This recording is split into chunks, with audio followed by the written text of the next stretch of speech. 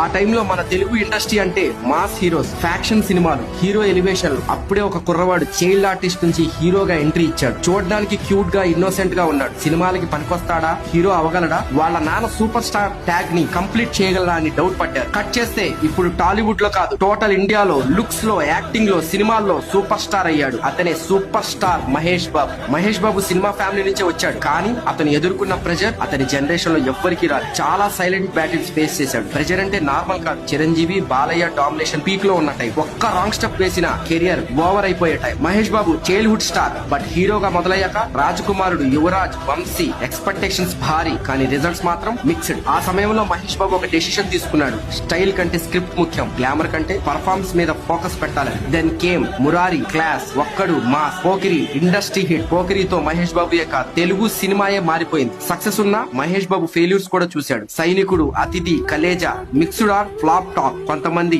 Mahesh Babu down అయిపోతున్నాడు, silent గా ఉన్నాడు, హైప్ లేదు, హోల్డ్ చేస్తాడని క్వశ్చన్స్ రైజ్ అయ్యాయి. అప్పుడు మళ్ళీ వచ్చాయి Dookudu, industry hit, businessman, cult classic, Srimanthudu, new magic, number 1, Nenokkadine, experiment, Maharshi, responsibility era. చాలా వరకు అతని మూవీస్ కి స్టంట్స్ ఆయనే పర్ఫార్మ్ చేస్తాడు. He didn't make films for hype, he make films for impact. Mahesh Babu super star నుంచి ఇండస్ట్రీ పిల్లర్ అయ్యాడు. మహేష్ బాబు ఒక్క సినిమాకి 70 నుంచి 100 కోట్లు. Brand ambassador for 70+ brands. Co owner AMB cinemas, Hyderabad luxury icon. Multiple real estate investments. Even ads లో కూడా Mahesh Babu value highest. ఈయన network 350 నుంచి 400 కోట్లు. సినిమాలు మాత్రమే కాదు, జిఎంబి ట్రస్ట్, రెయిన్బో హాస్పిటల్స్ తో కలిసి చాలా మంది చిన్న పిల్లలకి ఫ్రీగా హార్ట్ సర్జరీస్ చేసి రియల్ లైఫ్ లోనే కాదు, రియల్ లైఫ్ లో కూడా హీరో అయ్యాడు. ఫెయిల్యూర్స్ వచ్చాయి, కంబ్యాక్ ఇచ్చాడు. ప్రెజర్ ఉంది, పేషెన్సీ చూపించాడు. అందుకే ఇవాళ అతని సినిమా రిలీజ్ అంటే ఫ్యాన్స్, ఫ్యామిలీస్ అందరూ వెళ్తారు. నెక్స్ట్ వారణాసి సినిమాతో గ్లోబల్ రేంజ్ కూడా రీచ్ అవుతాడు. ఇదంతా మీకోసమే.